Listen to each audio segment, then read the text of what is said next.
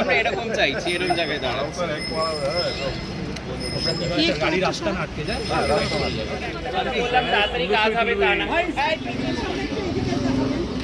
ছবি হচ্ছে এখান থেকে, দুই দিকেই ঘুরতে হবে কিন্তু। হ্যাঁ, তোমরা যতক্ষণ না বলবে ততক্ষণ আমরা দাঁড়িয়ে থাকবো। পেয়েছিস? হ্যাঁ, ঠিক আছে। একটু ক্লোজ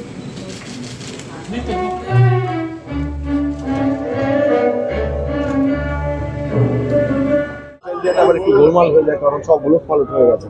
মানে ব্যাপারটা তো চেঞ্জ করে গেছে, টোপোগ্রাফিটা চেঞ্জ করে গেছে, বাড়ি চেঞ্জ করে গেছে, হয়তো কিছু কিছু সে পুরোনো বাড়ি এখনো রয়েছে, কিন্তু চেঞ্জ করে গেছে। ভালো লাগছে, কিন্তু এই কনসেপ্টটা খুব ইন্টারেস্টিং যে যেখানে 50 বছর আগে শুটিং হয়েছে সেখানে আবার আমরা 50 বছর পরে ফিরে আসছি একটা ক্যালেন্ডার লঞ্চের জন্য। এবং অমিত কুমার ফ্যান ক্লাব একটা এরকম একটা আয়োজন করেছেন, সেটা খুব একটা মজার আইডিয়া বলে আমার।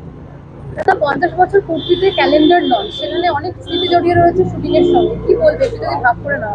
কোনটা রিভিল করে 50 বছর আগেকার ঘটনাটা। হ্যাঁ, এখন সোনার কেল্লা সম্বন্ধে বলতে গেলে আর ফাংশন হবে না, অনুষ্ঠানটা আর হবে না।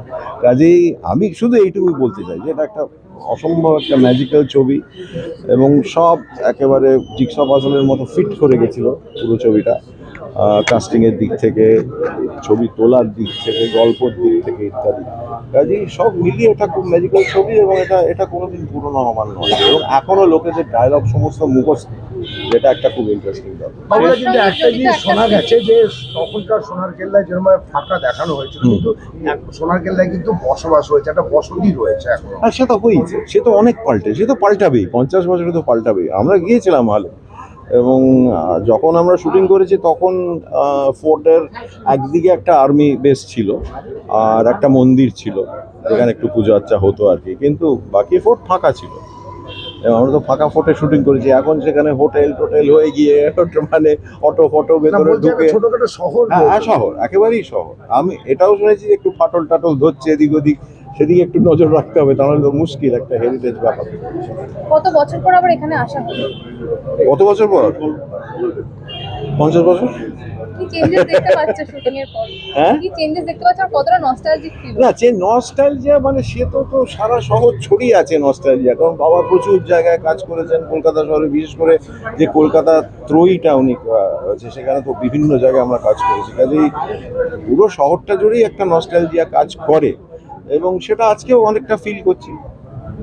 25 দিন 50 দিন সেলিব্রেট করছে, সেখানে সোনার কেল্লা 50 বছর সেলিব্রেট করছে, সেটা নিয়ে কি বলার কি আছে? এটা তো একটা সত্যি ভীষণ ইউনিক একটা ঘটনা, ইউনিক। কারণ মানে আমি কোনো 50 বছরের ছবির পূর্তি অনুষ্ঠান কখনো অ্যাটেন্ড করিনি, জানিও না এরকম ভাবে হয়েছে, কিন্তু ছবিটাই তো সেরকম।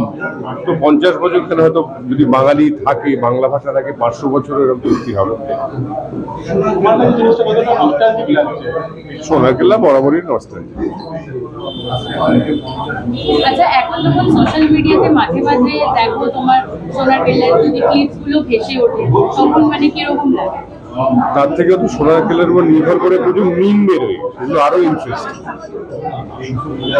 সোনার কেল্লা মানে এত পপুলার যে পলিটিক্যাল মিমে তো ভরে গেছে সোনার কেল্লা। পলিটিক্যাল মিম, সোশ্যাল মিডিয়া আছে, সোনার কেল্লা ছবি থেকে যে কত তৈরি করেছে লোকেরা, তার তো কোনো তার সীমা পরিসীমা। আচ্ছা, এখন যখন ফিরে দেখো 50 বছর আগে, তখন ছোট ছেলে, অনুভূতি হয়নি যে তুমি একটা মানে এরকম একটা সিনেমা হতে চলেছে, পুরো সিনেমা তৈরি হওয়ার সময় জানে না যে সেটা আমি তখন অত্যন্ত ছোট, 6.5 বছর বয়স, আমার কোনো ধারণাই ছিল না। আভাস পাওয়া যায় না, কিন্তু এখন যখন শুনে দেখো যে একটা আইকনিক সিনেমাতে অত ছোট বয়সে কাজ করে নিয়েছিল, সেটাকে মানে মানে কেমন একটা উপলব্ধি নিতে বলে? মানে সেটা হয়তো মানে বড় হওয়ার পরে করলে সেই জিনিসটাকে আরো অনেক বেশি হয়তো রিয়েলাইজ করতে পারতাম, কিন্তু বাচ্চা ছিলাম বলেই হয়তো পারফরমেন্সটা তো ভালো হয়েছে। মানে তখন আমার মধ্যে ছিল না যে সত্যজিৎ রায় কি একটা ছবি, কি সৌন্দর্য চট্টোপাধ্যায় কি, সেটা হয়তো সে অ্যাডভান্টেজটা ছোটগুলোই পেয়েছে। একটা অসাধারণ অনুভূতি, খুব ছোট বয়সে ছবিটা দেখা, এবং সেদিন হয়তো বা এই ছবি দেখেই ফেলুদার প্রেমে পড়ার একটা অদ্ভুত রোমাঞ্চ কাজ করছিল। আর আজকের তারিখে যাকে হিংসে করতাম যে ফেলুদার সবচেয়ে কাছে থাকে বলে তোপসে, তোপসের পাশে দাঁড়িয়ে বা পাশে বসে এই ক্যালেন্ডার লঞ্চ, এই সোনার কেল্লাকে নিয়ে একটা নস্টালজিক ফিলিং। আমার মনে হচ্ছে রিলিভ করলাম আমার পুরো 50 বছর একটা জার্নি। আমি বাবুদার কাছ থেকে আমরা সবাই শুনলাম যে ছবিটা এখন ঝকঝকে হয়েছে, ডিজিটালাইজড হয়েছে। আমি কোয়াইট শিওর আজকের তরুণ প্রজন্ম যখন এই ছবিটি দেখবে তারা আমাদের মতোই ইকুয়ালি রোমাঞ্চিত হবে, এবং এই ছবি আগামী 50 বছর একইভাবে বাঙালিকে রোমাঞ্চিত করে চলবে। সোনার কেল্লা একটি বাঙালির কালজয়ী চিত্র পরিচালকের কালজয়ী ছবি। এই ছবি ছিল, আছে এবং থাকবে সবার ভালোবাসা। Thank you. হ্যাঁ, ড্রিমার্সের পক্ষ থেকে প্রতি বছরই ক্যালেন্ডার লঞ্চ হয় একটা, অ্যান্ড সেক্ষেত্রে আমাদের এবছর মনে হচ্ছিল যে সোনার কেল্লার 50 বছর, সেটাকে ক্যালেন্ডারে যদি ধরা যায়, তো সেই হিসেবে আমরা সোনার কেল্লা নিয়ে সম্পূর্ণভাবে ক্যালেন্ডারটা করলাম।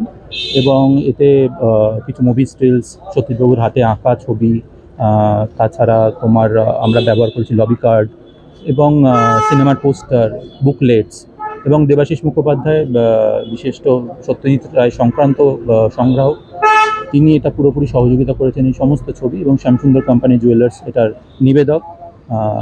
সেই হিসেবে আমরা এই ক্যালেন্ডারটা বছরের শুরু থেকে এবং সারা বছর যাতে সোনার কেল্লার নানা মোমেন্টস চোখের সামনে থাকে, সোনার কেল্লাকে যাতে উদযাপন করা যায়, সেই উদ্দেশ্য নিয়ে ড্রিমার্সের এবছরের ক্যালেন্ডার সোনার কেল্লা 50।